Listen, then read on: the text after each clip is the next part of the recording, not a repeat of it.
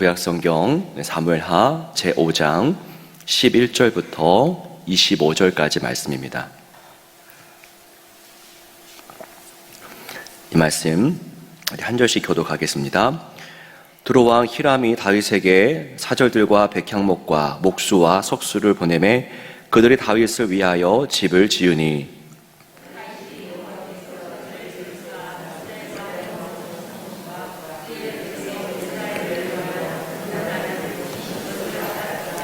다윗이 헤브론에서 올라온 후에 예루살렘에서 처첩들을 더 두었으므로 아들과 딸들이 또 다윗에게서 나니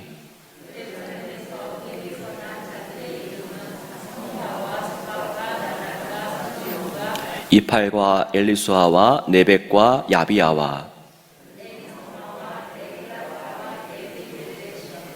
이스라엘이 다윗에게 기름을 부어 이스라엘 왕으로 삼았다 함을 블레셋 사람들이 듣고 블레셋 사람들이 다윗을 찾으러 다 올라오매 다윗이 듣고 요새로 나가니라.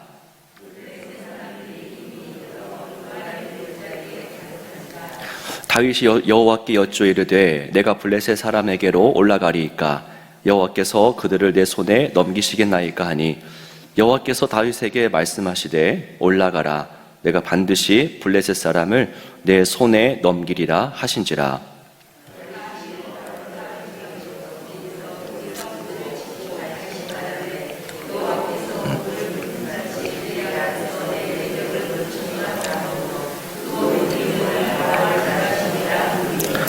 거기서 블레셋 사람들이 그들의 우상을 버렸으므로 다윗과 그의 부하들이 치우니라.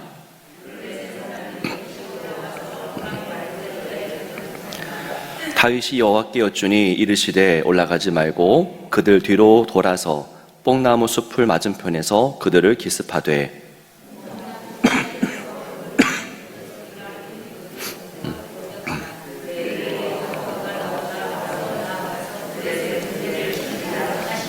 함께 읽겠습니다. 이에 다윗이 여호와의 명령대로 행하여 블레셋 사람을 쳐서 게바에서 게세까지 이르니라. 아멘. 네, 한 주가 시작되었습니다. 한 주도 주의 말씀으로 함께 하시고 또 하나님께서 친히 우리 인생에게 말씀하시고 인도하실 줄로 믿습니다. 계속되는 다윗의 성공과 승리에 대한 기록이 이어집니다. 어제 주일 저희가 함께 새벽 묵상을 모여서 하지 않았지만 각자 이제 매일 성경을 통해서 묵상하실 때에 5장 초반부를 이제 보셨을 텐데요. 5장 1절을 보시면 이스라엘 모든 지파가 헤브론에 이르러 다윗에게 나와 이르되라고 하는 이제 그 기록이 있습니다. 그러니까 다윗이 이스라엘 전체 이스라엘의 왕으로 세워졌다라는 것이죠. 자, 그리고 나서 5장 4절을 보시면 5장 4절은 다윗의 통치를 전체적으로 요약해 줍니다. 그러니까 이제 먼 훗날까지 이루어질 전체 다윗의 통치를 보면서 요약하는데, 자, 헤브론에서 몇 년 몇 개월입니까? 7년 6개월이었고요. 예루살렘에서는 몇 년입니까? 33년. 그 40년 동안 헤브론과 예루살렘에서 통치를 했다라고 하는 요약이 기록되어 있습니다. 그리고 5장 6절을 보시면 5장 6절에서 이제 이 다윗이 예루살렘을 공격합니다. 오늘 우리에게는 예루살렘이 되게 익숙한 곳, 당연히 이스라엘 땅으로 인식을 하겠지만 당시 예루살렘에는 이스라엘 사람이 아니라 여부수 사람이 거주했고요. 그 이전까지는 이스라엘은 예루살렘을 통치하지는 않았습니다. 그러니까 중립지역, 이스라엘과는 상관없는 지역이었습니다. 아모리 족속들 중에 한 족속인 여부수 족속이 이곳에 거하고 있었고요. 아마도 좀 강력한 족속이었던 것 같습니다. 예루살렘을 점령하지 못하고 그때까지 이스라엘 땅이 아니었습니다. 그런데 다윗이 힘을 얻자 이곳을 점령하여 이스라엘의 수도로 삼았고 오늘 우리에게 익숙한 그런 예루살렘이 됐던 겁니다. 자, 왕이 되고 예루살렘을 점령한 이후에 이어지는 사건들이 오늘 본문에 기록되어 있는데요. 자, 첫 번째 사건을 봅니다. 11절과 12절에 기록되어 있는 사건인데 어떤 사건입니까? 두로왕 히람의 도움으로 다윗이 자신의 왕궁을 짓습니다. 다윗이 점점 강성해지자 히람 왕이 다윗을 이제 지켜봤을 것이고요. 다윗에게 도움을 주기 시작했던 겁니다. 왕궁 전체 건축을 필요한 모든 물품과 또 건축가들을 모두 히람에 의해서 조달했다라고 하는 의미가 되겠죠. 자, 승승장구하는 다윗을 봅니다. 예루살렘도 점령했죠. 그러자 이웃 왕인 히람이 알아서 모든 것을 조달해 주면서 왕궁을 지으라고 하기도 하죠. 승승장구합니다. 하지만 이때 우리가 보고 있는 다윗의 모습은 승리가 주는 쾌감에 취해 있는 모습이 아닙니다. 내가 이렇게 또 왕이 됐구나, 취하지 않고요. 그가 고백하는 것을 보십시오. 12절인데 12절 말씀을 같이 한번 읽어보겠습니다. 다윗이 여호와께서 자기를 세우사 이스라엘 왕으로 삼으신 것과 그의 백성 이스라엘을 위하여 그 나라를 높이신 것을 알았더라. 다윗은 알았대요. 뭘 알았습니까? 이 모든 일에 왜 내가 이렇게 승승장구하는지, 내가 왜 이렇게 또 늘 승리하고 이런 일이 이렇게 경험되는지, 이 모든 일의 주체가 누구인지 알았다라는 겁니다.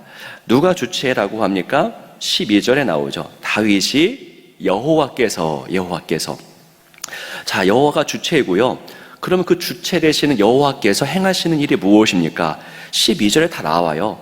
그 주체 되신 여호와께서 뭐 하시냐면은 자기를 세우사 이스라엘 왕으로 삼으신 것, 그러니까 다윗을 왕으로 삼으셨다. 이게 여호와가 행한 첫 번째 일이고요. 그 두 번째 일은 무엇입니까? 또 12절에 나오는데 이스라엘을 위하여 그 나라를 높이셨다. 그의 백성 이스라엘을 위하여 나라를 높이셨다라는 겁니다.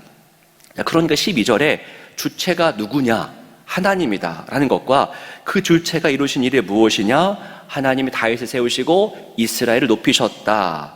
즉 하나님의 존재와 하나님의 행위, 하나님이 주체 되심과 하나님이 무엇을 행하셨느냐, 그 행위에 대해서 12절이 정확하게 짚어주는 겁니다. 그러니까 여러분, 이 다윗은 그 자기가 경험하고 있는 일련의 사건들, 그리고 자기를 포함해서 이스라엘 전체 나라에 대한 그 역사의 흐름을, 영적인 흐름을 꿰뚫고 있었던 겁니다. 하나님이 무엇을 원하시고 또 무엇을 행하시는지 다윗은 그 영적인 섭리를 읽어내고 있다는 겁니다. 다윗은 이 모든 일의 주체가 하나님인 것을 알았어요. 이게 첫 번째 일이고요. 두 번째를 보겠습니다. 블레셋과의 전투인데 두 번의 전투가 있습니다. 두 번의 전투가 있었고 그리고 두 번의 승리가 있죠. 자, 전투 임할 때마다 다윗은 어떻게 합니까? 하나님께 묻습니다. 하나님, 어떻게 할까요? 제가 올라갈까요? 라고 하면서 묻는데 19절에서도 묻고요. 그리고 23절에서도 묻습니다. 그러니까 전투가 두 번이니까 전투가 있을 때마다 묻습니다. 여러분 인생도 마찬가지겠죠. 무언가를 새롭게 하려고 할 때에, 또는 하던 것을 멈추려고 할 때에 한 번쯤은 멈춰 서서 여러분 한번 주님께 솔직하게 물으시기 바랍니다. 물으실 때 응답하실 줄로 믿습니다. 다윗이 물을 때마다 하나님은 응답하시는데요. 19절에서 응답하시죠. 첫 번째 응답, 올라가래요. 어떻게 합니까? 올라가래요. 그들을 네 손에 넘기리라 라고 말씀하십니다.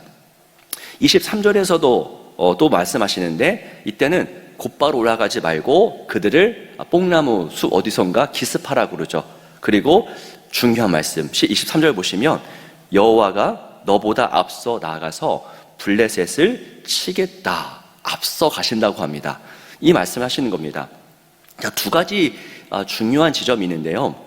자, 이스라엘이 왕성해지자 블레셋이 가만히 있지 않죠. 이스라엘이 왕성해지자 주변 나라가 가만히 있지 않습니다. 이게 첫 번째 중요한 지점이고요. 두 번째는요, 뭐냐면 이스라엘 주변 나라가, 그 주변의 나라가 가만히 있지 않자 누구도 역시 가만히 계시지 않습니까? 하나님 역시도 가만히 계시지 않습니다. 이게 되게 중요하고 정말 의미 있는 장면이죠. 이스라엘이 왕성해지자 주변에 가만히 있지 않아요. 그것이 끝이냐가 아니라 주변 나라가 가만히 있지 않자 하나님 역시도 가만히 있지 않고 일하기 시작합니다. 내가 먼저 앞서 갈게. 20절 말씀 보시면 네, 승리한 곳의 이름을 바알 브라심이라고 그러죠. 매 성경에도 해설이 되어 있는데 바알은 주라는 뜻이고 브라심은 무너뜨리다, 흩으시다라는 겁니다. 그러니까 주께서 무너뜨리신다. 다윗이 한 게 아니라 하나님이 앞서가면서 다 물리치신다라고 하는 의미입니다. 자, 다윗은 이 모든 영적인 원리를 알았어요. 좀 전에 말씀드렸지만은 이 영적인 섭리, 어떤 흐름 알았어요. 이스라엘은 어떤 나라냐? 하나님의 섭리 가운데 선택받은 나라라는 것, 선택받았다라는 것을 알았고요. 그리고 쓰임받고 있다라는 것을 이 다윗이 알았어요. 자기가 왕인데 진짜 왕은 자기가 아닌 거예요. 하나님이 진짜 왕이고 자기는 대리자일 뿐인 겁니다. 그것을 알았어요. 자, 그래서 위기 때마다 먼저 누구 앞에 무릎을 꿇습니까? 하나님 앞에 무릎을 꿇어요. 사무엘상 17장 47절에 보시면요, 다윗이 어렸을 때 골리앗을 상대로 해서 돌 몇 개 들고 나갈 때 이렇게 고백을 합니다. 또 여호와의 구원하심이 칼과 창에 있지 아니함을 이 무리에게 알게 하리라. 그 다음 장면 보십시오. 전쟁은 여호와께 속한 것인즉이에요. 전쟁은 여호와께 속한 것인즉. 그러니까 이때부터 다윗은 알았어요. 이 이스라엘의 전쟁은 하나님께 속한 것이다. 그러니까 이 장면을 현대 국가들이 그대로 적용하면 안 됩니다. 뭐 미국이, 우리 한국이, 어떤 무슨 러시아가, 중국이 그러지 않아요. 이건 이스라엘에 국한된 하나님의 섭리입니다. 하나님의 뜻이 있으셔서 이스라엘을 선택하신 거예요. 자, 여기서 우리가 읽어내야 할 사실이 있습니다. 하나님이 이루시고 있는 일을 우리는 발견해야 돼요. 왜 하나님이 자꾸 다윗을 이기게 하시고 왜 이스라엘을 높이시는지. 하나님은 다윗을 세우시고요, 또한 이스라엘을 높이십니다. 이것은 여러분 다윗을 위해서가 아니에요. 그리고 이스라엘을 위해서도 아닙니다. 다윗을 위해서, 이스라엘을 위해서 지금 이 일을 하시는 것이 아니라 다윗을 통해서 무언가를 하시려고 그러는 거예요. 그렇죠? 그리고 이스라엘을 위해서가 아니라 이스라엘을 통해서 무언가를 이루기 위해서입니다. 그러니까 다윗과 이스라엘은 그들 자체가 목적이 아니라 그들이 도구고 통로라는 겁니다. 그들을 통해서 하나님 뭔가를 이루시려는 겁니다. 그러니까 성경 읽을 때에 이 안목이 정말 필요해요. 다윗이 막 이겨요. 와, 그게 아니라 하나님이 다윗을 왜 이기게 하실까? 그 더 큰 그림이 있습니다. 다윗은 큰 숲에 존재하는 한 나무일 뿐이에요. 우리는 나무를 봐야 되는데 하나님이 왜 다윗을 세우시고 이스라엘을 세우시는가? 우리는 봐야 됩니다. 이스라엘을 통해서 하나님은 자기의 뜻을 이루시는 겁니다. 자기의 뜻을 계시하시고 자기의 뜻을 성취하기 위해서예요. 제가 중요한 두 가지 단어를 말씀드렸는데 계시와 성취입니다. 이것을 기억하십시오. 계시는 알려주는 거죠. 나 이것을 할 거야 라고 알려주시는 것이고, 성취는 그 계시한 것을 실제로 이루는 것을 말합니다. 그러니까 하나님은 다윗을 통해서, 이스라엘을 통해서 이 역사 전체에 무엇을 행하실지 말씀해 주시고 말씀하실 뿐만 아니라 실제로 이루어 가신다는 겁니다. 계시하시고 성취하세요. 이게 이스라엘을 향한 하나님의 비전이었고, 이 비전을 이어서 이스라엘 중에 이스라엘인 분, 진짜 참된 이스라엘신 분 누구십니까? 예수님이 온전히 이루는 거예요. 처음에는 하나님이 이스라엘 통해서 계시하시고 성취하시다가 참된 이스라엘, 참 이스라엘 되시는 예수님을 통해서 하나님이 결정적으로 자기의 구원의 계획을 다 이뤄내시죠. 그리고 거기가 끝이 아니라 예수님이 맡으셨던 그 하나님의 뜻을 계시해 주시고 성취하시는 것을 오늘 누가 감당하는 겁니까? 현대의 한 나라가 아니라 이제는 교회입니다. 교회가 이스라엘이 감당했던 사역, 그리고 예수가 이루신 그 사역, 그것을 교회가 이루어서 이어받아서 현재 이루어가고 있는 것이죠. 자, 이스라엘, 그 다음에 예수, 그 다음에 교회입니다.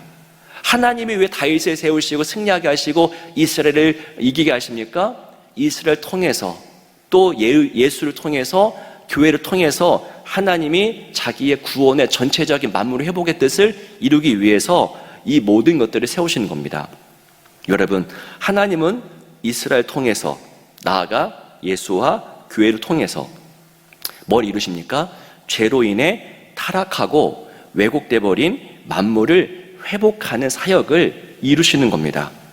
자, 오늘 본문에서 다윗과 이스라엘을 거둔 승리는 이런 큰 하나님의 그 나무숲과 같이 큰 하나님의 섭리의 맥락에서 읽어야 됩니다. 다윗을 위한 게 아니고 이스라엘을 위한 게 아니고 그들을 통해서 하나님 자신의 뜻을 이루어 가시는 겁니다.